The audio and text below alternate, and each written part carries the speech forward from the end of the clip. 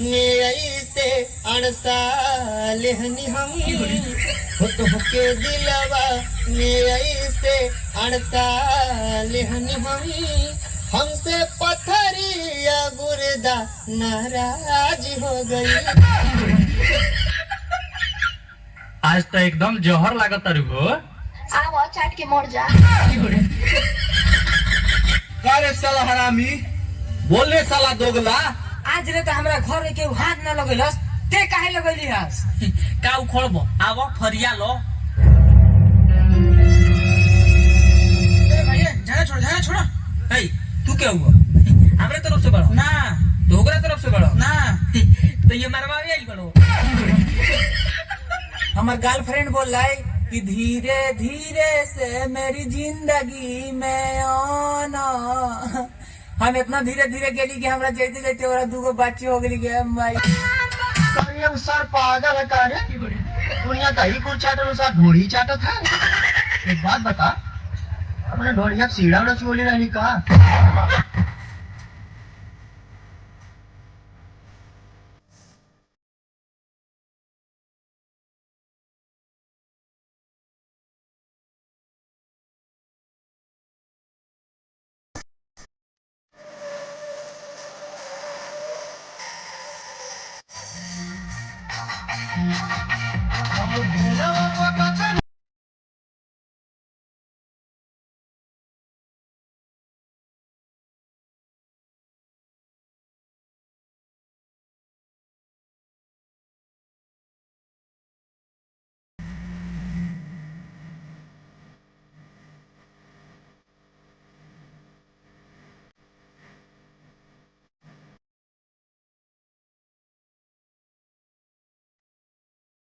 ए mask नहीं के पहने के।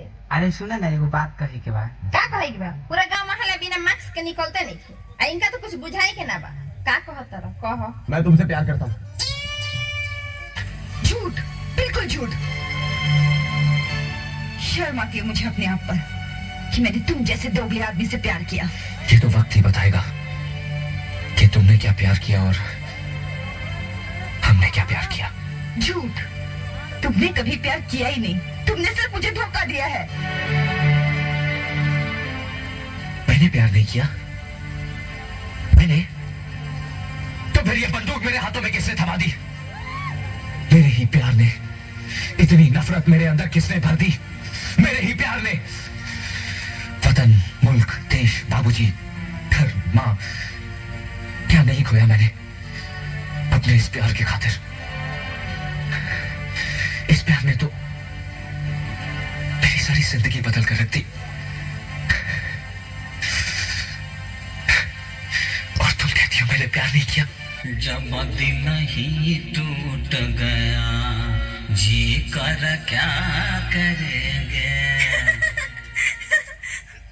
का भाई काहे रोता रहा? का बताई मैडम जी, हम बहुत मजबूरी में बनी।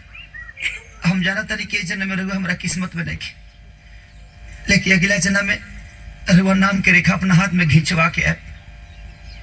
और एगो इम्पोर्टेंट बात, रहुआ बहुत सुंदर बनी।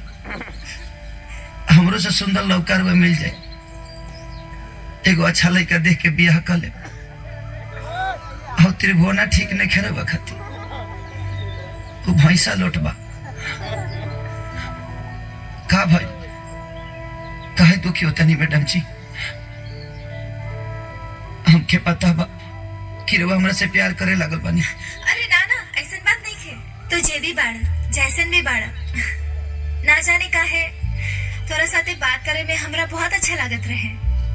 पर अब तो तोहर शादी हो जाई तो तू अब तो हमरा मिले ना आई बस यही से। ऐसे कैसे न मिले? अरे वो जब भी बुला हम घोप देना चले। चल झूठा, तो शादी के बाद हमरा से मिलबा कि अपना मेहरारू से? मेहरारू तो मजबूरी होली, लेकिन रउआ तो हमार पसंद है ना। अच्छा अब बस बहुत हो गए। अब घरे जा जल्दी, ना तब पता चले कि दूल्हा के बगैर ही बारात चल गई। जी मैडम जी, एगो हमार आखिरी इच्छा पूरा कथी